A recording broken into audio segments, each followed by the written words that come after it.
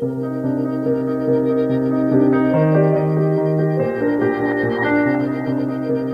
Rebel Divas and welcome to my Writer's Den. Today I'm going to share with you a story from my book, The Accidental Traveler.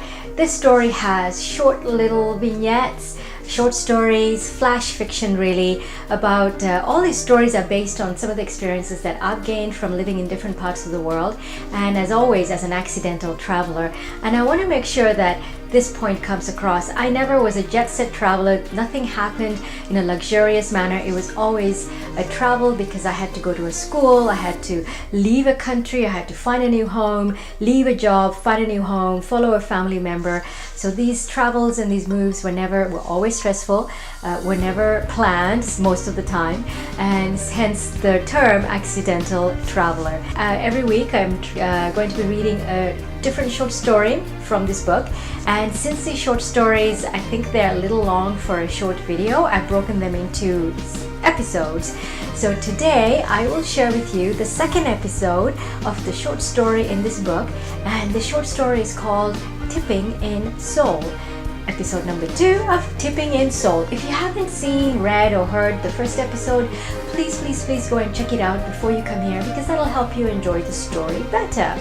Alright, so are you ready for a story? Okay, so we ended up last time with Gwen, my Taiwanese girlfriend, and myself arriving in Seoul, meeting Soon-mi, our South Korean girlfriend, and her showing us around town in an extravagant manner, and then she gets called to work. So Gwen and I are on our own now, and we're on the bus on our way to Seoul to just hang out and see what the city's like. Man, I said, I feel so bad for Soon-mi. She was on her vacation. I said, what a mean boss she has. Gwen leaned close to me and whispered, Koreans are just like the Japanese. She gave a cursory glance to make sure that there was none of the locals were nearby, within hearing distance to her, and said, work is more important than God for them. Some days it's part of their culture. And then she told me it wasn't that bad in Taiwan. But I, one of her good friends, knew about her workload and her schedule at the university. She got so busy some days she had to leave her little Pomeranian puppy, Lucy. She had to leave Lucy with her parents for weeks on end because she was so busy traveling and lecturing and researching that she didn't have time even to take care of a little puppy. She had a huge workload, and I didn't see much of a difference between her work and Soon-mi's work. But of course I didn't say anything. As we passed Seoul's neighborhoods on the bus, we glimpsed side streets narrower and not as spotless as the main roads that Soon-mi had taken us to. There were no blue tiled curvy roofed houses here, but there were rows of crooked homes squeezed between food stalls. There were open boutique shops, much smaller than the big luxurious mega malls that Soon-mi had taken us to. And above these tiny little boutique stores were lights and banners and awnings fluttering in the wind. Local people filled the streets. There was not a tourist or a camera in sight where the bus went. These parts were nothing like the air-conditioned, upscale, inner-city malls with coordinated, organized shops that we'd visited with Soon-mi so far. I turned to Gwen and asked, hey, do you feel like Soon-mi's only showing us the really, really good part of town? Gwen nodded. It's her way of treating us as guests. She means well, she said. And then she gave a small laugh. I'll probably do the same when you come to Taipei. I said, hey, Gwen, don't do that. I don't need to be treated like a special guest. You know that, right? Yeah, she said, but I never want to show you the bad part of town. I turned to Gwen and I said, hey, Soon-mi's not here with us today, so what do you say we go out and see the real Seoul? Gwen was silent for a minute, and I'd wondered if I'd made a faux pas of some sort.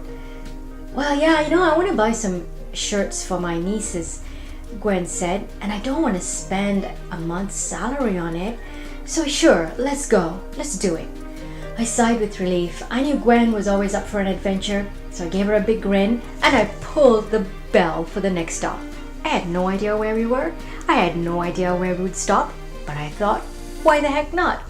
And that's how we found ourselves in front of a small shack with a dilapidated sign we thought said restaurant.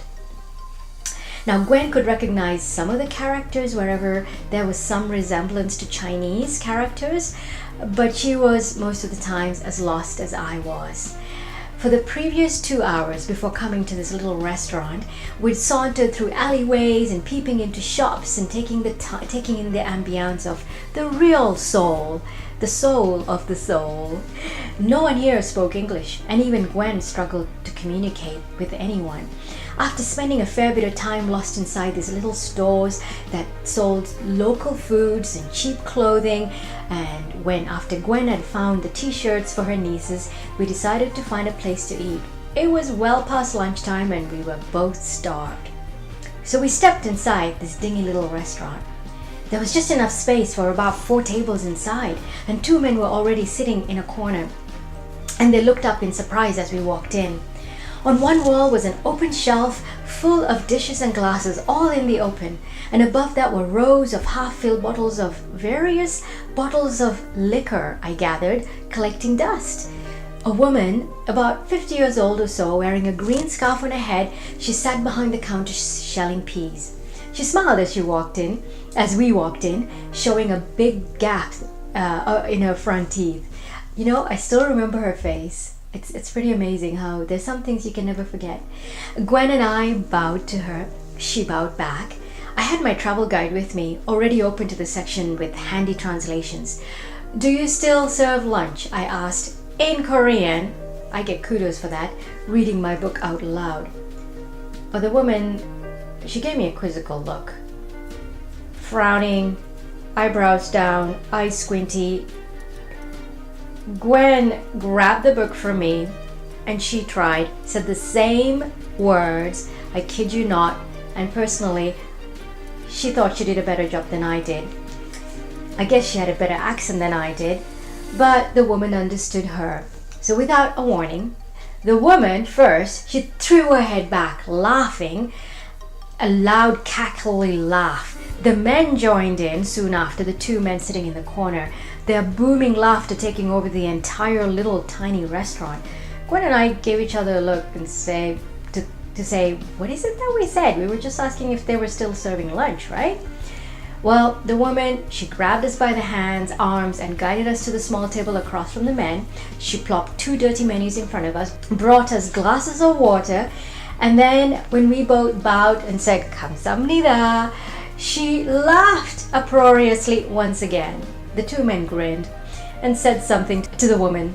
"They're laughing at us, aren't they?" I whispered to Gwen. "Oh yeah, definitely," Gwen said. She wasn't making eye contact, and she started flipping through the menus. Now, there were no pictures on this menu.